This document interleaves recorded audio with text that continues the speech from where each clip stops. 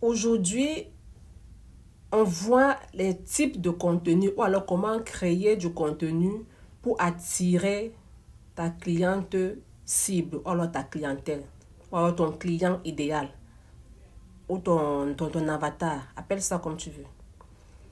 Alors, ce que tu dois savoir, c'est que, comme par exemple, d'accord, chez moi ici, je m'adresse aux femmes. D'accord? On parle ici de la beauté féminine. Je m'adresse aux femmes.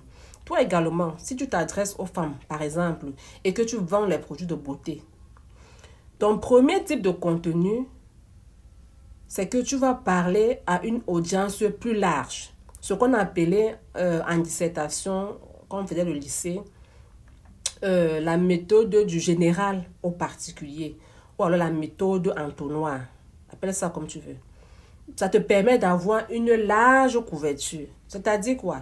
Tu vas parler de ce que les femmes aiment, dépendamment de ton talent. Si tu sais bien faire la cuisine, tu nous montres comment tu fais tes mets. Si tu sais chanter, je sais pas, tu nous montres comment tu chantes.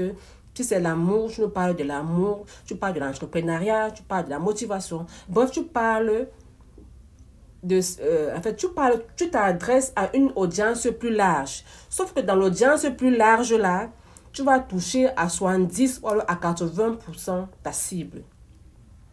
Ça, c'est le premier contenu. Ou le premier type de contenu. Deuxième type de contenu, tu descends. On a dit du général au particulier, ou la forme entonnoir. Tu vois que maintenant, on entre dans une spécificité.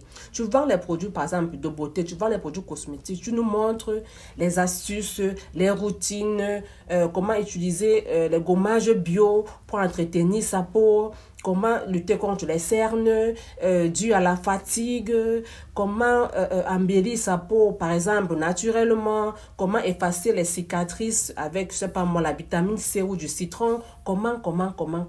Tu nous montres les astuces. Ça, c'est le deuxième type de contenu. Le troisième type de contenu, maintenant, tu nous parles de tes articles. Tu nous parles de ce que tu vends.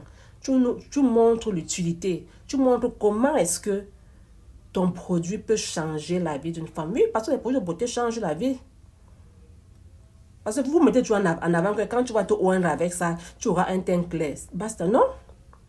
Quand, par exemple, une femme se oint avec une bonne pommade, avec une bonne crème de visage, par exemple, elle a une certaine assurance.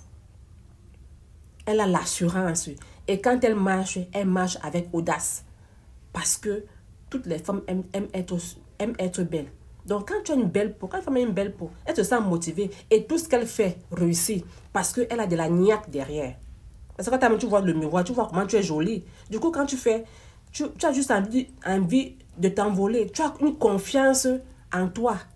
Voilà le genre d'argument que tu mets devant. C'est pas le genre que quand tu vas te oindre, tu auras une belle peau. Tu auras une belle peau, tu auras une peau claire, c'est tout. Non. Ça va au-delà. Donc, toi qui as les problèmes à créer du contenu là, pour les produits de beauté, fais la méthode du général au particulier. Et puis à la fin, tu auras ton client idéal qui va acheter forcément ton produit.